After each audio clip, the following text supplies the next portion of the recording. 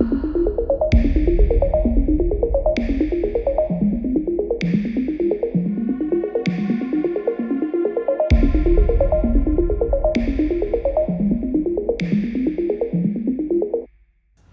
so we're back. So we're back again. Motor's done. Yes. I think, right? Completed.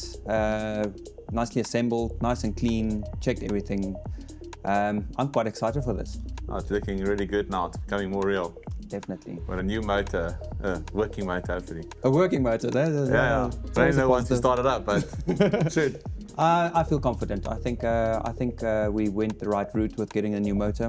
The other motor had a lot of niggles and a lot of stuff that was done to it that I didn't agree with, but I'm glad we went with the other motor. I think I'm happy with this build. Yeah, I mean, when you open it up, like, I was obviously not there all the time. There was no surprises this time. No surprises at all, like, which is a good thing.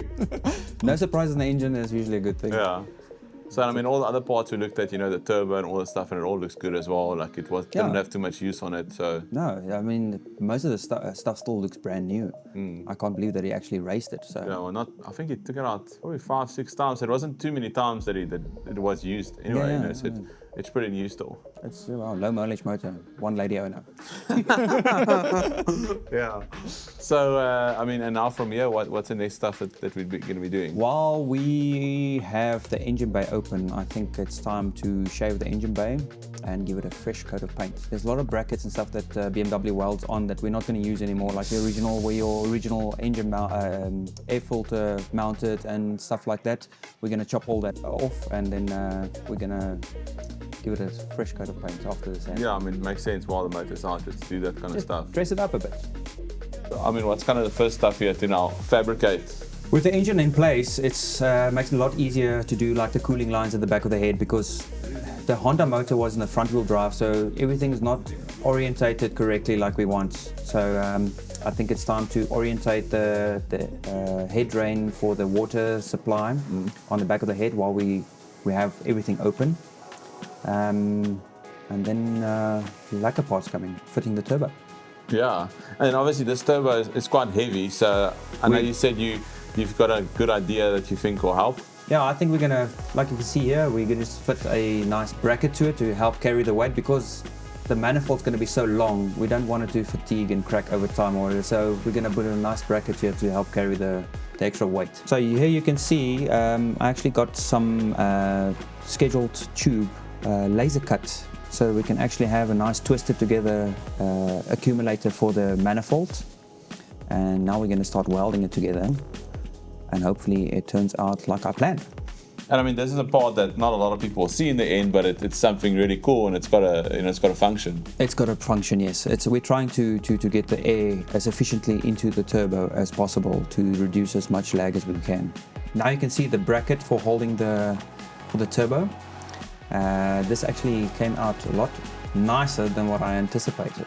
It actually worked out quite lekker. I think I'm going to use it a lot more often on the next builds. Yeah, and it's not just a functional piece now, it actually looks nice. It actually looks nice, yes. And then now, here comes the fun part of actually programming the ECU. Fun for some people, maybe. Fun for some. Gibberish for other people. Could be high grade. But if you just have your diagrams out and you just mark out where what goes, it becomes a lot easier. And then, I mean, how long does it take to build the harness and stuff, you know, and crimp it all together and stuff? That is something you can do in half a day if you really wanted to, and it's going to be wires all over. But if you want to do it properly and put it all in sleeving and everything, it takes quite a bit of proper time. I think here it took me three or 4 days to do the wiring, but you have to do half of it, then install it, and then you basically drag all your wires out where it needs to go, and then you cut everything to size. And then does it make it a bit easier, you know, like an older car doesn't have too much electronics? Oh yeah, definitely. You hit the nail on the head there. Older cars are much easier, it's a bit more analog. Every function's got a wire running somewhere, and it's either on or off, or it's got a simple signal. Where with the more modern cars have a bit more electronics with running on CAN buses and everything that runs on signals. And here you can see I was doing the fuel pump, getting the old janky one out and then actually upgrading it to our new AEM one. Now it's manifold time. My favorite part. I actually like building the manifolds. Try to keep it as close as equal length as we can get away with. Sometimes you can't always get it equal length, but the closer you can get it, the more crispy motor usually sounds. And does that also, other than sound-wise, also have a function for airflow and stuff? Or? It does, yeah. The closer you can get your runners as equal length, the easier it is for pulses to help with scavenging. Look, scavenging is not so intricate on a turbocharged motor because you basically just force feed it, but every little bit helps, I've seen. Here you can see the downpipe that we fabricated together and just tack welded. Now from here, we're going to test fit it and then weld it. As you can see here, we actually got the screamer pipe running the way we want it, just pointing down to the road with a nice teardrop at the bottom. So you put a bit of aluminium tape on to seal up the tube. Then we're going to poke it through small little holes and then actually back purge it with some argon gas, so we can get a perfect weld and not any crusty or nasty welds on the inside. Now that we've got the heat generation stuff proper, like with your turbocharge and all that stuff, let's do some proper trimming, making us a nice cooling duct for the radiator. So we obviously use the original radiator for now. I mean, we don't, it looks good, but I mean, we can only really find out obviously once it's going. BMW has one of the nicest, fattest radiators that come out in a standard car. So actually, there's nothing wrong with a BMW standard radiator. And the nice thing is, if you have to run into any issues, you can always run to a store, get yourself another radiator, pop it back in, and everything will fit.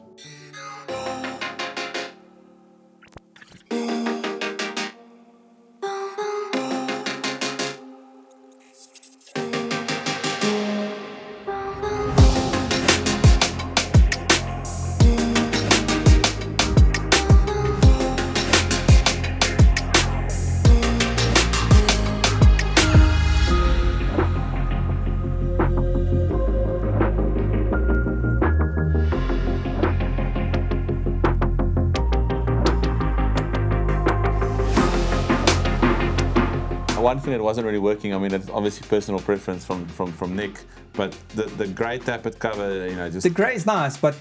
It wasn't doing it for me. It no, needed to be the red. engine bay, yeah, exactly. Honda motor needs to be red. And I think it just, the engine bay looks a bit dull, so we need something to spruce it up. Now we're just gonna sand it down and prep it, and then we're gonna paint it some nice, I think it's post office red, or was it scarlet red? I can't remember. It looks good, but it does. Doesn't matter what color, it looks good. Matches your shirt too. Exactly. So the carpets looked a bit crusty and old, so we gave it a good wash, power wash, and then we just dyed it black. I think that's to save some costs, but just not just saving the cost, it just looks darker. Carpets just look so much better, don't you agree? Yeah, but this also just shows, you know, even when you're building a project, like there is always a budget too. But you don't always have to spend the most money. Some stuff you can just fix. Exactly. Yeah, I mean, one thing that happens with most old cars, even used cars these days, the roof liner sagging. I won't say just old cars. I've seen new cars with the same problem. Yeah. The glue goes hard and it just comes loose. So we decided just to recover it with some nice black velvet sheen. You went a bit porno there, but it is a bit cool. porno, but it kind of sticks with the 90s theme, I think. We're not adding dice though. No furry dice for now, no. And I mean, after that, all we pretty much need to do, you know, to get the interior done is, we didn't really film anything, but we obviously took the one car out of bed interior and the other one. So we kind of, you know, just took the seats. We picked the best out of the two, yeah. And that's a nice thing about having more than one car. You can just mix and match. That's it. If you've got two of it, you might as well pick the best of it. Yeah, so I mean, it's really exciting now. We've had first startup. First startup is always, it's a milestone for me that I actually quite like. Sometimes it's challenging. With this one, it wasn't as challenging because the ECU already had a map on from your friend's build. Yeah. So we just had to play around with the injector sizing and everything to get it started up. Yeah, now the fun start stuff. Now the fun starts. First drive. That's it. First drive, I think, is going to be better. Dyno tunes are usually a bit of happy and sad moments. Yeah. Hopefully more happy this time than sad. And then the first drive is that's a milestone. Yeah, and I mean, obviously, just behind the scenes as well, some stuff we didn't, you know, get to film always. Is like we had a new prop shaft made. Correct. Yes. And you swapped boring stuff. Yeah, but you swap suspension from the one car to the other side. Correct, yes. It's stuff that anybody can do, stuff that everybody's seen. So I don't think it's really need to put so much footage of that to show. No, but just just so people know that there was also other stuff done. There's a lot of stuff that gets done in a build that you don't even always show. There's the boring stuff, but sometimes a car can't be finished without the boring stuff. It's usually the boring stuff that you leave for last. That's usually the stuff that you dread to do. Yeah. But the nice thing about this is actually came out very nice. I'm actually very happy. Nice. Yeah. Soon we'll go for first drive. Excited. First drive is exciting. Yes, I can't wait. Awesome. Lekker. See you guys in the next one. Thanks for watching.